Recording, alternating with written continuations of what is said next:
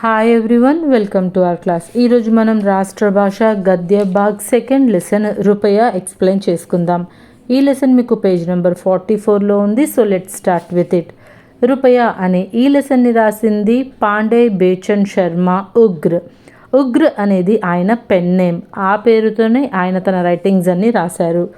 మీకు లేఖక్ పరిచయం లేదు కాబట్టి డైరెక్ట్గా మనం ఎస్సే ఆన్సర్ ఎక్స్ప్లెయిన్ చేసుకుందాం. పేజ్ నెంబర్ 47 ఓపెన్ చేయండి. आज का मनुष्य रुपया को ही सर्वस्व मानते हैं. So nowadays each and every human being అనే వాళ్ళందరూ కూడా డబ్బుకే ఇంపార్టెన్స్ ఇవ్వడం మొదలుపెట్టారు. मनुष्य भौतिक सुखों से प्रभावित है. भौतिक सुखों means luxurious life, material things, ఆ హ్యాపీనెస్ కోసం ప్రతి మనిషి కూడా ఇన్ఫ్లుయెన్స్ అవుతున్నాడు. वह रुपये को अपने जीवन के लड़कपन का खिलौना, జీవన్ కా ఉల్లాస్ ఔర్ బుఢాపేకి లకడీ మాంతా హే. సో ఆ డబ్బు ఉంటే తను ఏదైనా చేయొచ్చు అనుకుంటున్నాడు. ఆ డబ్బే లడక్పన్ కా కిలౌనా. లడక్పన్ మీన్స్ చైల్డ్హుడ్లో మనందరం బొమ్మలతో ఆడుకుంటూ ఉంటాం.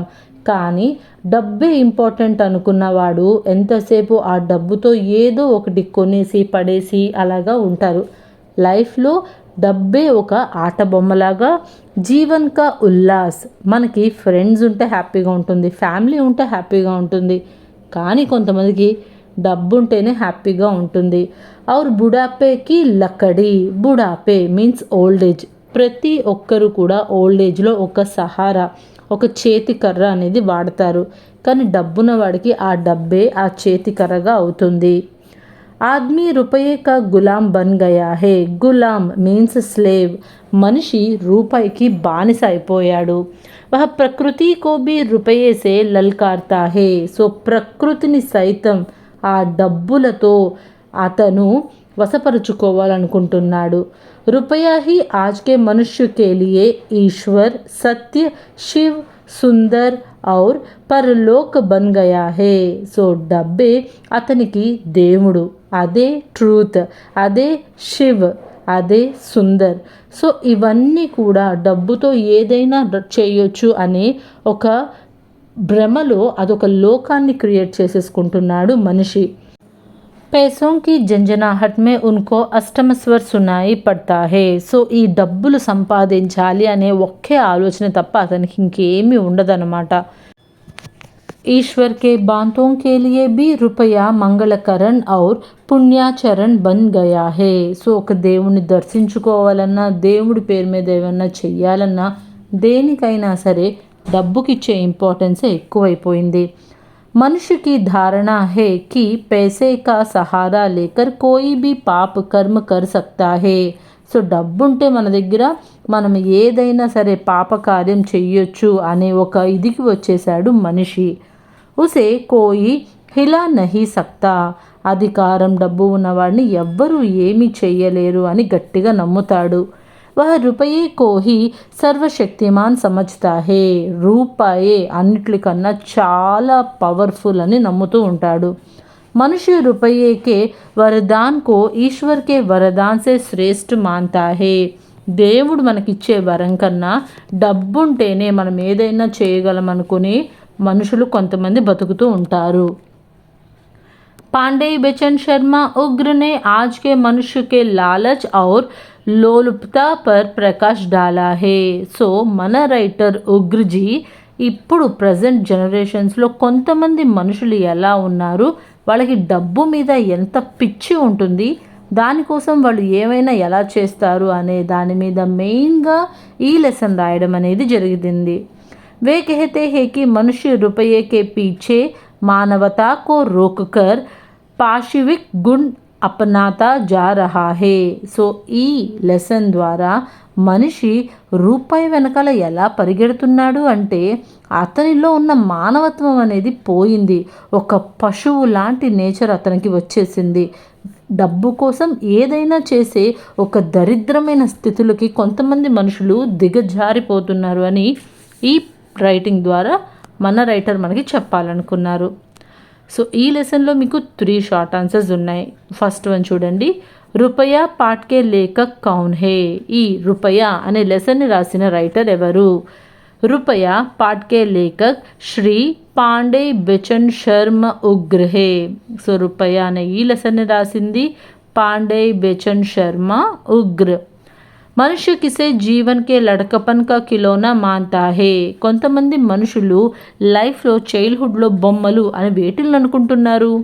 రూపాయే కో మనుష్య జీవన్ కే లడకపన్ కా కిలోనా మాన్తా హే. సో డబ్బే చైల్డిష్ ఏజ్లో మనకు అది బొమ్మలాగా మారుతుంది అని కొంతమంది అనుకుంటున్నారు. రూపాయ పాఠ్ సే హమే క్యా సీక్ మిల్తీ హే. ఈ లెసన్ ద్వారా మీకు ఏ మోరల్ అర్థమైంది, ఏం నేర్చుకున్నారు. रुपया पाठ से यही सीख मिलती है कि इस संसार में व्यक्ति ईश्वर से बढ़कर रुपये को ही సర్వశక్తిమాన్ మాన్తా హే. సో ఈ లెసన్ ద్వారా కొంతమంది మనుషులు ఈ ప్రపంచంలో ఎలా ఉన్నారు అంటే దేవుడి కన్నా డబ్బే గొప్పది, దేవుడు ఇచ్చే వరాల కన్నా డబ్బు చూపించే దారే గొప్పది అని నమ్మేవాళ్ళు ఉన్నారు అని కవి చెప్తున్నారు. పేజ్ నెంబర్ 46లో మీకు కొన్ని మీనింగ్స్ ఉన్నాయి. ఒకసారి వాటి యొక్క ప్రొనౌన్సియేషన్ అండ్ మీనింగ్ చూద్దాం. హిందీ మే అర్ధ్ లిఖియే. మీకు ఎగ్జామ్ క్వశ్చన్ పేపర్లో మీనింగ్స్ రాయమన్నప్పుడు దాని మీనింగ్ కూడా మీరు హిందీలోనే రాయాలి. ఇక్కడ కేవలం మీకు అర్థం అవ్వడం కోసమే ఇంగ్లీష్లో రాశాను. సర్వస్వ సారా, సబ్ కుచ్ ఎవ్రీథింగ్, జీవన్ యవ్వన్ యూత్, సత్య సచ్చాయి ట్రూత్, पराजय हार फेल, अपाहिज अंगहीन विकलांग हैंडीकैप्ड, लड़कपन बालपन चाइल्डहुड, उल्लास हर्ष जॉय, जगत संसार वर्ल्ड, कोमल मुलायम सॉफ्ट, खून रक्त हत्या मर्डर. సో నెక్స్ట్ రోమన్ చూడండి. वाक्य में प्रयोग कीजिए means own sentences. First one गुलाम. गुलाम అంటే మీనింగ్ స్లేవ్, బానిస. हम किसी के गुलाम नहीं है. మనం ఎవరికి కూడా బానిసలమి కాము. మమత లవ్. అమ్మ చూపించే ప్రేమ, స్వచ్ఛమైన ప్రేమని మమత అంటారు. మాకి మమత అతులనీయ హే. అతులని మీన్స్ అన్కంపారబుల్. మనం అమ్మ చూపించే ప్రేమని దేంతో కూడా కంపేర్ చేయలేం. వరదాన్. వరదాన్ మీన్స్ బూన్, వరం. దేవుడు మనకి వరం ఇస్తాడు చూసారా, అది. కాలా కైలాష్ ఈశ్వర్ కా వరదాన్ హే. మనకి ఏదైతే కైలాసం ఉందో అది ఈశ్వరుడి మనకిచ్చిన ఒక వరం అనమాట, మంచిగా ఆయన్ని తలుచుకొని స్మరించుకోవడానికి. పరాజిత్ మీన్స్ డిఫీట్, ఓడిపోవడం. అహింసా కే సామ్నే హింస పరాజిత్ హోతీ ఆయి హే. ఎప్పుడైనా సరే అహింస చేసేవాళ్ళు గెలుస్తూనే ఉంటారు, హింసకి పాడుపడే వాళ్ళందరూ ఓడిపోతూనే ఉంటారు. Ahimsa means non violence, himsa means violence. Next one akarshak means attractive. మోర్ కే పంకే బహుత్ ఆకర్షక్ హోతే హే. సో పీకాక్ ఫెదర్స్ ఏవైతే ఉంటాయో, నెమలికలు, అవి చాలా అట్రాక్టివ్గా ఉంటాయి. సో ఇలాగా మీరు ఇక్కడున్నదే రాయాలని గ్యారంటీ లేదు, చక్కగా ఓన్గా కూడా మీరు సెంటెన్సెస్ని క్రియేట్ చేయొచ్చు. నెక్స్ట్ సెక్షన్లో మీకు గద్యాంశ్ పడ్కర్ నిమ్నలిఖిత్ ప్రశ్నోంకే ఉత్తర్ దీజియే అని ఇచ్చారు. అంటే మీకు ఒక పారాగ్రాఫ్ ఇస్తారు, ఆ పారాగ్రాఫ్ని చదివి దాని కింద ఉన్న క్వశ్చన్స్కి మీరు ఆన్సర్స్ రాయాలి. సో ఇక్కడ మనకు ఒక పారాగ్రాఫ్ ఇచ్చారు, చూద్దాం. मेरी झंझनाहट में जो अलौकिक मधुरिमा है. झंझनाहट मीन्स सेंसेशन, अलौकिक डिवाइन, మధురిమ స్వీట్నెస్. సో నన్ను టచ్ చేసిన నా సెన్సేషన్ ఎవరికన్నా ఉన్నా వాళ్ళకి ఒక మధురమైన, ఒక డివైన్ అయిన అనుభూతి అనేది కలుగుతుంది అని చెప్తుంది. వహ వీణా పాణికే వీణామే కహా. వీణాపాణి అంటే వీణని వాయించే దేవుడైన సరస్వతీదేవి. సో సరస్వతీదేవితో చెబుతుందంట.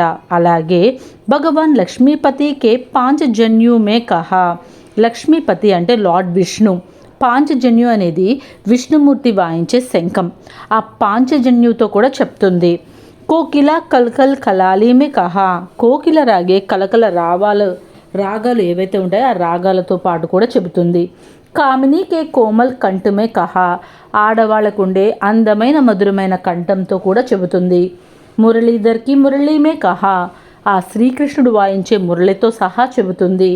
డమరు వాలేకే డమరు మే కహా, ఆ లార్డ్ శివ, డమరు వాలే అంటే లార్డ్ శివ యొక్క డమరుకం ఏదైతే ఉంటుందో దానితో కూడా చెబుతుంది.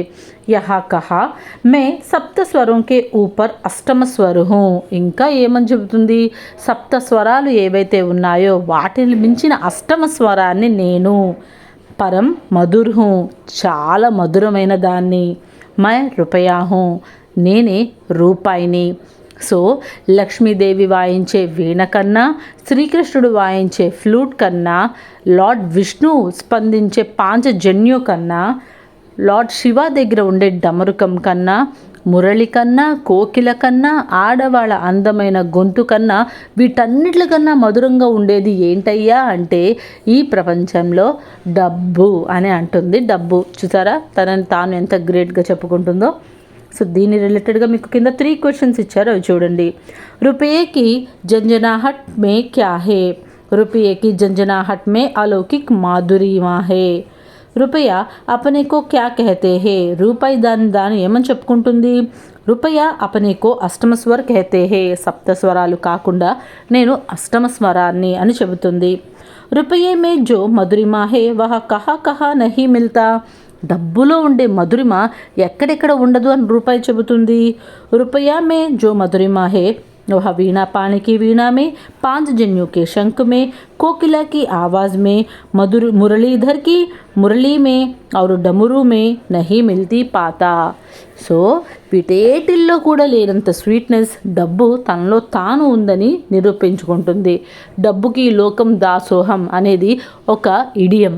నిజంగా కొన్ని చోట్ల డబ్బు ఇవ్వకపోతే ఎలాంటి పనులు జరగవు, కానీ ప్రతి చోట డబ్బు అవసరం ఉంటుంది అని మాత్రం అనుకోవద్దు. ఈ మధ్యన చాలా స్కామ్స్ అనేవి జరుగుతున్నాయి. మన ఫోన్కి చిన్న లింకులు వస్తాయి, ఓటీపీలు వస్తాయి. మనం గనక యూజ్ చేయకుండా ఎలాంటి ఓటీపీ వచ్చినా, ఎలాంటి లింకులు వచ్చినా దయచేసి వాటి మీద క్లిక్ చేయకండి.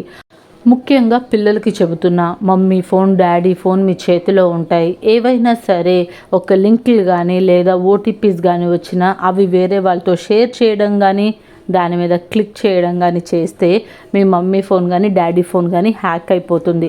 దానివల్ల అటువైపు ఉన్నవాడు అమౌంట్ లాగేసుకోవచ్చు, మీ పర్సనల్ డేటా లాక్కోవచ్చు, ఏదైనా చేయొచ్చు. దానివల్ల ఎన్నో రిస్కులు ఉంటాయి. ఎప్పుడైనా సరే ఏదైనా ఓటీపీ అయినా లేదా ఏమైనా లింకులు వచ్చినా మమ్మీకి కానీ డాడీకి కానీ చూపించండి. అంతేగాని మీరు టకటక నొక్కేయమాకండి. Okay, I hope you understand. Thanks for watching.